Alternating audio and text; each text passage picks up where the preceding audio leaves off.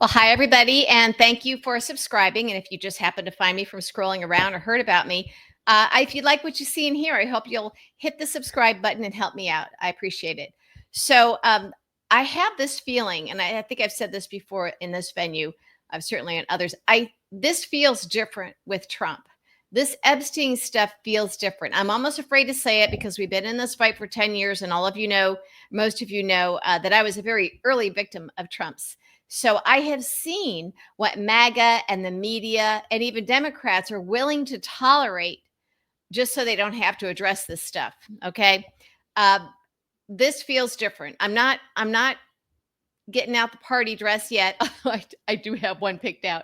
But yeah, I'm not ready to pop the cork of the champagne just yet. But I'm watching this closely. I'm afraid to be hopeful, but it feels different. We have seen MAGA willing to support anything from Trump, even the fact that he's an adjudicated rapist. We have seen them support him through mocking a disabled reporter, making fun of John McCain's POW status. We know that he called, by credible source, his former chief of staff. I mean, he's calling people who serve in the military and who gave their all losers and suckers, or suckers and losers. I forget the order, but he does say it. I mean, I don't even want to go through the whole litany of things. We know what he is. There's the reports where, I mean, he was sued twice by DOJ for racial discrimination, for refusing to rent apartments to Black people. He had his employees mark rental applications from Black people with a C for colored. So then they would know that was the code to not give them apartments, not rent them homes. The list goes on and on and on. It appears that I think he faked that assassination attempt last year, or he made it look like it was fake because there was no ear injury. And he did the whole thing with the bandage, and it was just it's virtually impossible for him to have been hit with a bullet or to miss it. I mean, that whole thing is questionable. Maybe for somebody else it wouldn't be, but given Trump's history of lying and cheating and being a con man, yeah, no one's going to believe him. Serious people don't believe him. Okay? So the pedophilia and the Jeffrey Epstein case and his history with women and young women, and the letter to Epstein and him completely denying that he drew that picture. And he says he doesn't draw pictures where he, in fact, in the past has sold his pictures that he's drawn. He seems a little bit too panicked. Now, here's the thing. The media has long had this information. There's nothing new about the Epstein situation that's come out that has brought this to the forefront other than Elon Musk bringing it up right after Trump failed Putin, when he failed to know about and report to Putin about the upcoming drone strike by Ukraine, which was just brilliant, as we've talked about before. And the only reason Putin has installed Trump and helped him in 3 campaigns is for Ukraine. Everything is about Ukraine, as I've said before, and I've gone into detail in my whole history with that. Okay? So Elon Musk, he got something out of it, as I've said. So they made the decision that Trump has to go. Trump is old and sick and senile, and all he cares about is, taking bribes and the crypto and the meme coins. He just wants to golf. They kept him out of jail, and he lets them do what they want. But they only needed this one thing. So now it's time for Trump to be fired by them, and that's why the Epstein stuff has reared its ugly head. But I am looking at the professional MAGA. The famous MAGA people, the ones like, I don't know, Steve Bannon. I'm looking at, what's her name? God, I can't remember her name. But there's a series of big MAGA who have turned on Trump over the Epstein files. I don't think they actually care about this stuff when you look at the things that they are willing to put up with. But something is telling them that this might be the way to topple him. It's always been the plan to install J.D. Vance. And they're looking at Trump now as a bad risk. He comes forward with his illness hours before, he knows that the Wall Street Journal was releasing information. They only released a little bit. I think it was a shot across the bow to let him know they got more. So he announces his illness, and I think this is now, I think there are behind the scenes negotiations for him to be able to resign from the presidency for health reasons, even though he's been ill for years, as we've known. We've seen those swollen hands and the makeup over the bruises for several years. Okay, we know this. We know there's been something wrong with his right leg at a minimum as he's dragged that. We suspected strokes and things, long COVID. There's all kinds of reasons for this for the man his age. We know he's not well. We know cognitively he's not well. So the plan has always been in place for this transfer of power and the powers that be. And it's led by Putin. And now the oligarchs are tech bros that are now working with Putin. Elon is famously friends with Putin. They spoke all the time during the election. He talked about it openly. This isn't just conjecture or rumor. He told us, okay? It was against the law, but he did it anyway, with no consequences. So it is the professional MAGA now pushing Trump out. The people with the big microphones, the people with the platform. Candace Owens, that's who I was thinking of. Candace Owens doing it. So they don't really care. They've already shown us these people don't have any morals. They don't care, but they know that their gravy train is going to be over if Trump falls. So something is telling, they either know there's more to come, that he can't survive. And I've suggested this too, like in your personal life with the MAGA, where is the line for them? If they're still defending him, there's more. There's always more with Trump. I mean, this has been a downward spiral for years. And they keep, conditioning their MAGA fans, like, boiling the frog slowly.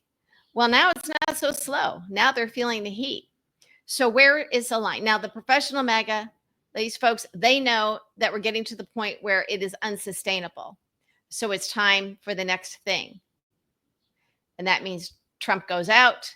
How do you preserve MAGA so that J.D. Vance can still control it? Well, he doesn't have the juice to hold those people. So what scares me is whatever else they've got up their sleeve. Peter Thiel, Elon Musk, Vladimir Putin.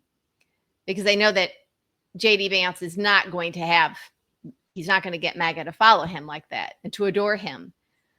They're not a cult for him. That dies with Trump, with the Trump presidency. So I don't know what's next. It scares me. But I do know something is happening. So these folks that are turning on him know it.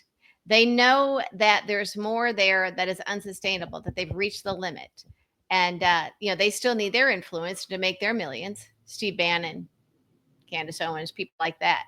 So why are the professional MAGA? Oh, Nick Fuentes, the white supremacists. They've all turned on him, seemingly just because of this. Well, there's been, if they were willing to put up with the other stuff, what's been made public about Trump and Epstein.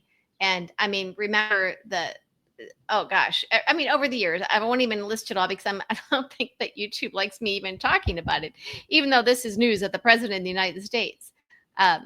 So they know something. They know there's more. They've probably always known that when you get the signal from Putin and Elon Musk, that it's time. Okay. Now it's all time to turn on them. And the media too. We've seen media dredging up stories that have been out there for a while, but they didn't push them. There were certain things you just didn't talk about. Testimony, the young girls, the ones with, we know what is alleged of Trump. We know the testimony. Some have used their names, some haven't. And we know Trump's history. We know what he did with the teen pageants that he owned, with girls as young as 15 or 14. And he bragged to Howard Stern about he could walk into the dressing room with unannounced, the only man there with these young girls. It's now been brought up again that his former chief of staff, John Kelly, had to remind him that Ivanka was his daughter when Trump, as president, was openly talking about what it would be like to have sex with his own daughter and talked about her body parts in ways that are just shocking and, inappropriate, doesn't even cover it. So there's a lot there. For some reason, it's all being brought up again. It's so the people who control these things in the media and others, they know it's time is they're flipping the switch. They're starting the process with information that isn't even new. Someone has had all of this information. Now, whoever is the source for the Wall Street Journal, with the letter and the drawing, it could be Ghislaine Maxwell, but she isn't just now releasing it. Someone has had this for a while. And I've said before that I think the compromise that Putin has is what was in the Epstein safe. Okay. The Epstein safe. Not necessarily grand jury testimony. And even if it's not technically a list, there's a lot of other things, thumb drives and videos. So the Wall Street Journal piece gave just a little bit, and that's a shot across the bow. So whoever's feeding, of course, the media is going to take that if somebody feeds it to them. It's a big story.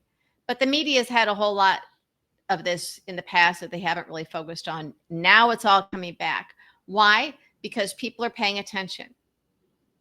The right people, meaning the people who voted for Trump, are starting to pay attention. So it's sort of like a fire hose of information. A lot of it's been out there before. A lot of it's new or new to them. But it's clear. It's also a signal. The fact that now you've got certain MAGA, you've got media, you've got some in MAGA in Congress, you've got Elon Musk. That the news seems to be tightening a little bit. You know, Trump doesn't really have anywhere to go with this anymore. So this all is a signal that the people who control us, who control things and who control this, are weighing in. They're closing in around him. And the message is it's time to resign for health reasons, or this is going to get worse for you. And I think that's why he only now went public with his health issues. It's no accident. So what's next? What's going on behind the scenes? What are they negotiating? We also see from the vice president's office this video of J.D. Vance and leadership, and they're trying to build him up now. Okay? They're trying to build him up as some sort of a credible leader. Yeah, I roll there. He's not. So again, what scares me is what they've got next so that he can actually reign in the next and have his own regime. So that is a little bit frightening. Now, most people already got what they needed from Trump, right? And Trump got what he needed. He's been able to take the bribes and the meme coins and do all of this. So he gets to go off and be wealthy, even though what does a man like that do with his wealth? Golf? He can't even walk anymore. The satisfaction of having money when you die? I don't know. I don't think he cares about his kids. Do they need more money? No. So it's kind of over for him. That's how I see it. And right now it's just a matter of negotiating negotiating his exit. And I've been reluctant to talk about this. Well, I've talked about his exit before, but like I said, this feels different. I don't want to get too excited because I want him gone no matter what. But this feels different than the other things that he's been able to survive. Why? Because the media has decided. And whoever is feeding the media the new information, they've decided. Do you think somebody just recently got their hands on that letter with the drawing that Trump gave to Jeffrey Epstein on his 50th birthday? That very sick, weird letter? No. Now the Wall Street Journal may have just gotten it, but the powers that be. There's a movement behind it that they've decided now is the time, and Trump knows it. So the professional MAGA that I talked about, the Candace Owens, the Steve Bannon, the people like that, they all have their perches now. They don't need Trump anymore because they've got their own thing going, and they don't want to go down with him. Now, here's the thing. That means that their devotion to him, they act like they love him. They pushed it on the unwashed masses, this adoration thing, the cult thing. But they don't have it. They know the first rule in politics is don't fall in love with the meat. Never fall in love with the meat. That's kind of a crass comment, but it's saying when you are doing strategy or political strategy and your candidate, the actual person, the meat, is just a tool, part of the vehicle. If you have this love and this personal devotion to them that clouds your judgment, then you're no longer useful to your cause, whatever it is you're really going for. So, Steve Bannon, Candace Owen, some of the others, they didn't fall in love with the meat being Trump. Doesn't appear anybody has, even Melania. So, I don't think he has any allies. I'm trying to think of who disappears with him. His family, I guess. I don't know. They all seem to be looking for an exit strategy. At least his daughter-in-law, she'll decide if Lara Trump may give up. She's talking about this as a Fox News host, but she'll decide by when, like pretty late in the game, if she's going to run for the Senate from, I guess, North Carolina. So the field is supposed to stay frozen until she decides. Now, as long as Trump is in power, yeah. And will he, if he resigns soon enough, will he still control MAGA? There's all these questions here. Who gets MAGA? Do they dissolve because of the cult? But there's a lot of still power and some infrastructure there that somebody's going to need, even if it's weakened. But will the Trumps themselves, do they all need to grab up what they can get? Because they know the demise of Donald Trump is coming, of his presidency, and maybe of him personally, given his health issues. So what are they doing to get what they can? Are they going to go down fighting with him? Nah. So it'll be interesting to see who starts heading for the hills. Who's going to head for the hills? And what will they be saying about J.D. Vance? But again, it feels like this feels different to me. This feels different. I could be wrong. I hope I'm not. Anyway, let me know what you think in the comments.